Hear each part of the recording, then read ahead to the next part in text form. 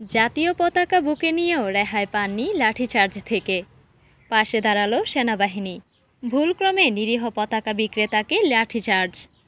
পরদিনই সেনাবাহিনীর দুঃখ প্রকাশ ও ১ লাখ টাকার মানবিক অনুদান। বাংলাদেশ বনাম সিঙ্গাপুর ম্যাচের দিন স্টেডিয়ামের বাইরে জনতার ভিড়ে ঘটে যায় এক অনাকাঙ্ক্ষিত ঘটনা। হাজারো মানুষের ভিড়ে কিছু দর্শক টিকিট ছাড়াই প্রবেশের চেষ্টা করলে সেনাবাহিনীকে হস্তক্ষেপ করতে হয়।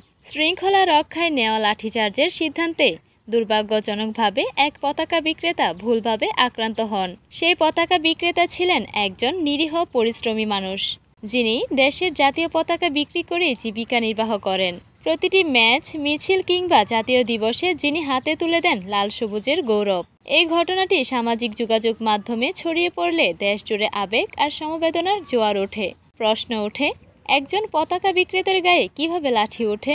এমন আবেগঘন প্রতিক্রিয়ার প্রেক্ষিতে বাংলাদেশ সেনাবাহিনী সরাসরি উদ্যোগ নেয়। দ্রুত খুঁজে বের করে সেই পতাকা বিক্রেতা ভাইকে, আন্তরিকভাবে দুঃখ প্রকাশ করে এবং ১ লাখ টাকার আর্থিক সহায়তা প্রদান করে তার প্রতি সম্মান ও সমবেদনা প্রকাশ করে।